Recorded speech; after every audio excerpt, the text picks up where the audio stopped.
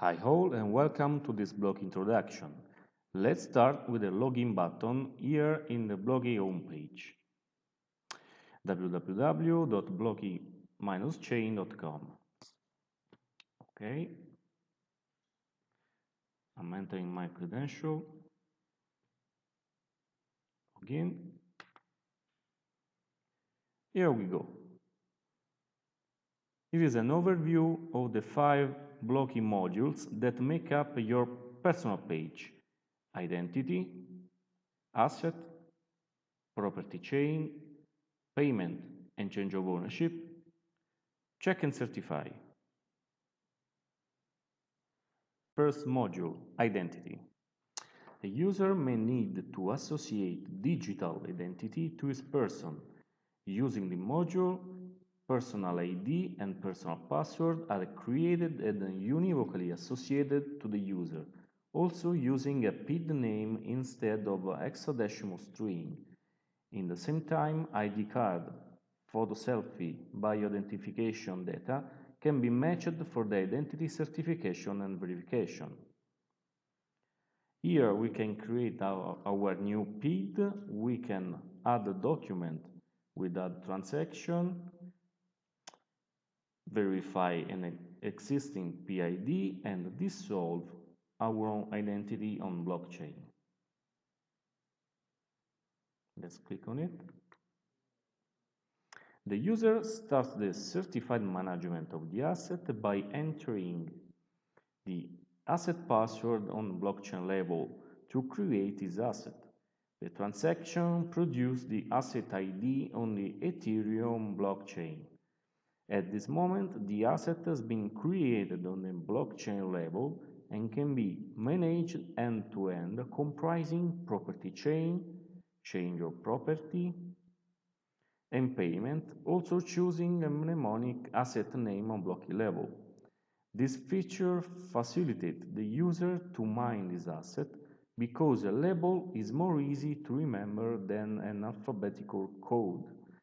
The user has to maintain carefully the asset ID and the asset password because Bloki doesn't retain these blockchain credentials.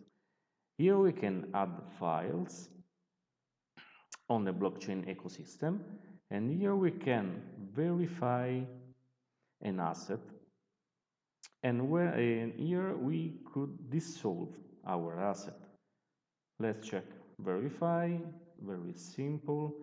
I have only to insert my asset name, for example, Corals. Let's click on verify. Okay. This is my output, all the transaction of the asset Corals with the timestamp and so on, the TX hash. Let's click on the first transaction. Okay, this is my pictures. My picture linked to this transaction of the asset Coral.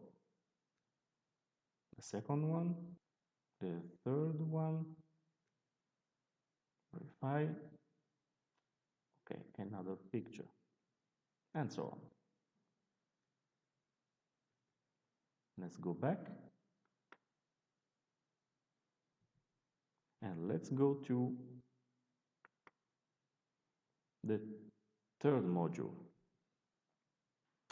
Okay, property chain. We run this module to implement the property chain between the asset and the identity. Because the function createLink realizes an immutable association between asset ID and PID. A smart contract implements this link on blockchain of Ethereum mainnet.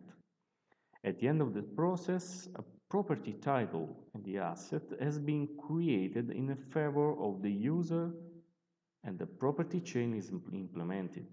With verify link, anyone can check asset ownership. Let's check for an example. Okay, my asset, Verify. Okay. Congratulations, the asset is linked to the PID. Antonio is my name. A timestamp. This one. Okay. Let's go to the personal page. Again. And let's go to the payment and change of ownership. Okay, here we go. With this module, we can change the ownership of our asset by clicking Selling Proposal, checking for Proposal, Proposal Repeal or Proposal Confirmation. After this change, the asset ID is no more linked with the seller's PID, but is instead associated with the buyer's PID. Smart contracts implement the payment in Ether, assuring both for the buyer and the seller. The buyer is guaranteed because the smart contract checks the correctness of the data entered both by the seller and the buyer. The seller is guaranteed because the smart contract implements the change of ownership only if amount is really present in the escrow service. Okay, let's go to the last function. The last module is a check and certify.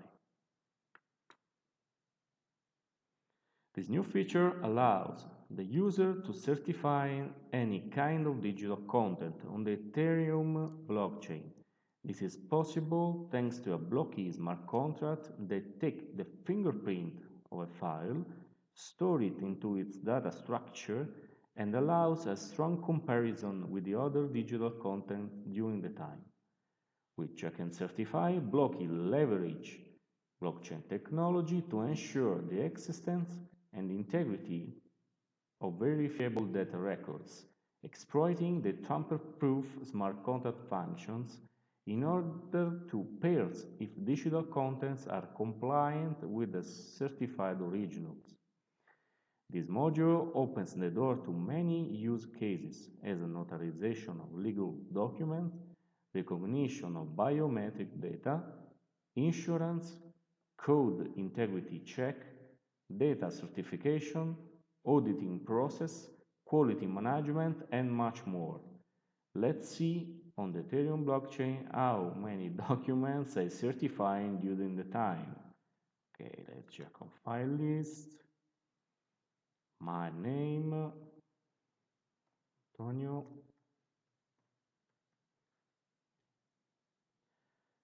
Password.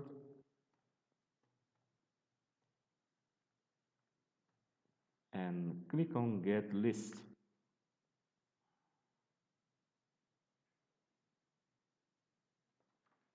One second, waiting.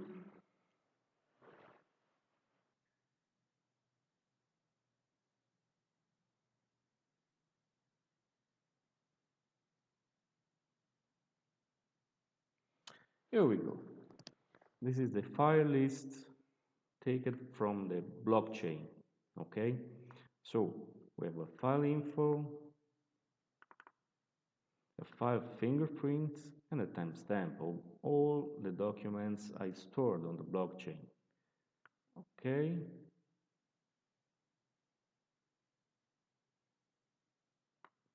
That's all. Let's go back. Okay, thank you so much for your attention and have a nice day.